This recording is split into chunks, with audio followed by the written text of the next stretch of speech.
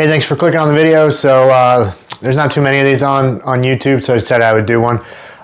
So like the thumbnail said, like the title said, I'm going to be doing my review on the LaCrosse Grange boot. So quick back story on why I got them.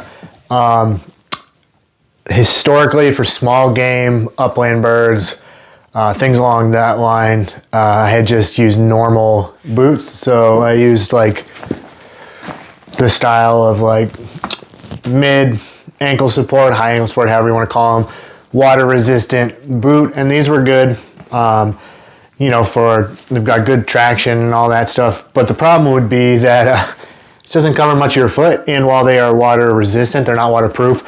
So you go into areas where you might go to try to jump shoot a duck, or find some snipe or swamp rabbits or something along those lines, or just go out scouting for ducks, and without fail, my feet would get wet, my legs would get wet, and then my pants would end up wicking water up, my socks would end up wicking water, and depending on how cold it was, would either stop the hunt or I would just be pretty miserable and keep hunting. So I do have a pair of muck boots. These are the Field Blazer 2, and I got these primarily for deer hunting, back when I used to do mostly deer hunting.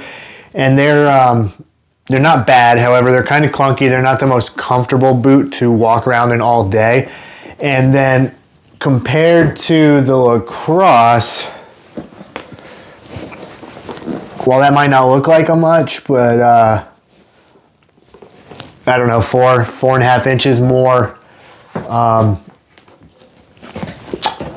coverage up your leg, which is a big deal when you're going through swampy stuff, right? So originally I wanted to get like a pair of the gum leaf boots because that's what all the podcasts do, so you get inundated with advertisements for those. However, if you go and look at the price, you're looking at $300 plus for a pair of rubber boots, which I thought was a bit ridiculous. So I can up front, like if you're just clicking to see if you should buy them or not, these are 100% worth the money. I think I found them on like Sportsman's Warehouse, one of those websites, for $99, and then with tax and everything. So I think after tax, shipping and all that, I think I paid $109, $119, something along the lines of those. I have used these boots now,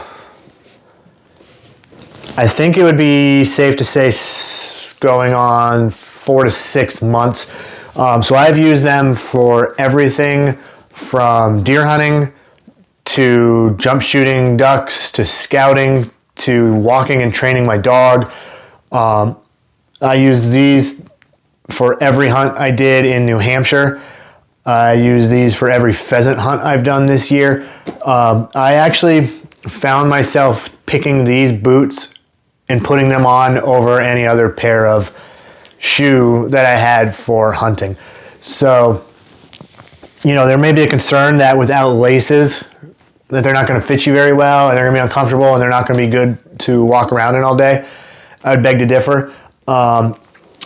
If you tuck your pants in like you should and everything, I never once had a slippage issue with these, even in some pretty nasty mud. And I've done some 3 to 4 hour hunts in these where I did not regret not taking a traditional pair of lace-up boots with like low to mid ankle support. So they're pretty well built. I would recommend that you inspect them thoroughly when you go to buy them. So the original pair I was looking at buying was in a Cabela's store itself, and I took a look down here. It's all rubber construction as far as I'm aware. And I did see some like areas that look kind of suspect to me, and I didn't think they would hold up or even take on water. So be aware of that. Take a look at them. I did throw the dice and order these online, hoping for the best. If you look at the sole here, you can see there is some wear use, and they don't have the greatest tread in the world. Like, I wouldn't want to wear these up into like a Rocky Mountain, like, not that I've done it, but like chucker hunting or something like that. And you can see there is quite a bit of wear on the raised heel. I've had 0 leaks with these boots. However, if you do step too far in, the open top is going to flood with water. And then you're going to have to deal with a wet boot trying to dry it out, kind of like waders. So that's never fun.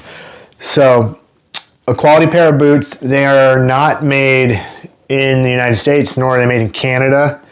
A couple years ago, I want to say like a decade ago, they shipped everything to China, like everyone else. So I don't think they're going to last forever. I'm hoping that I can get another 2 to 3 seasons out of these, but I do wear them probably more than the average person. So like I said, anytime I take my dog training, these are the boots I wear because I never know if we're going to walk through muddy grass or puddles or whatever, and I really don't feel like getting tennis shoes wet or whatever. So quite a bit of wear on the heel, but I don't think that's a showstopper. They do have like a steel shank in them apparently. I don't know. I've never needed more support on the foot or on the calf area, like ankle support. They do run true. So it's an 18-inch from here to here. You've got 18 inches of coverage. I think they run true. And as far as like the toe box goes, I would say they're moderate. So they're not narrow, they're not wide, they're not like they're not narrow like if they were like a pair of Nikes, right? And they're not wide like a pair of Ultras for any of you who have used like Ultras or anything like that. They're more akin to like a toe box you would find on like a pair of Keen hiking boots.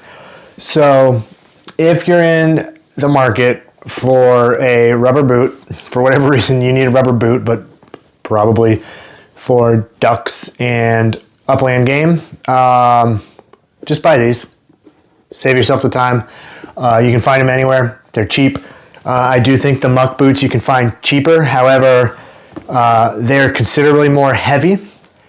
I don't like taking these through brambles. These have gone through lots of brambles. Really bad brambles. These have, and you can see where they get tore up. So these are all like rubber construction. And your muck boot is actually neoprene. So this will tear like on these ones. So I believe these are still waterproof, but probably not for much longer. So they're also, you don't have the 18 inches coverage, and the muck boots are insulated. So much like wearing neoprene waders versus a pair of breathable uninsulated waders is what you're dealing with here. If you only want them for stomping around in November, January, sure, go ahead and get muck boots if you don't plan to walk very far. But if you want an all-purpose rubber boot that you can use from, well, all year, but if you're strictly using it for hunting season, you can use from doves to rabbits, doves to ducks, or whatever, whenever the season for you ends. Definitely pick up a pair of these boots. I'm not in any way affiliated with LaCrosse. I'm happy I made this purchase. I don't think you'll regret it. If you hunt or dog train, get your pair of these, call it a day, and we'll be back when these things die on me. So hopefully the follow-up video is not until 2027 or later. That would be awesome. But I have a feeling based off the wear of the sole that probably another 2 years max. So we'll get back to you. So if you have used these, let me know. I have read that they have come down in quality since they were made in America and now they're made in China. But I have no issues. I figured the strap was going to get caught and torn off. I don't use this thing. You may. Honestly, I just leave it there. It's kind of silly to me. But yeah, so that's the LaCrosse Grange. Side note, they make great waders. That's what I have used my last pair of waders and my current pair of waders. If you're in the market for breathable waders, check out the LaCrosse waders. They're a lot cheaper than Sitka and some other brands, and I think they're on par quality-wise. So, yep, again, if you need a pair of rubber boots, probably the best way to go. If you disagree, let me know down below because, like I said, these probably aren't going to last forever, and I will be looking for another pair of boots when they die. So if you got a better suggestion, let me know. And if you think the gum leaf are worth double to triple the price, let me know down below too, because I am interested in those. So thanks for watching, and we'll see you on the next video.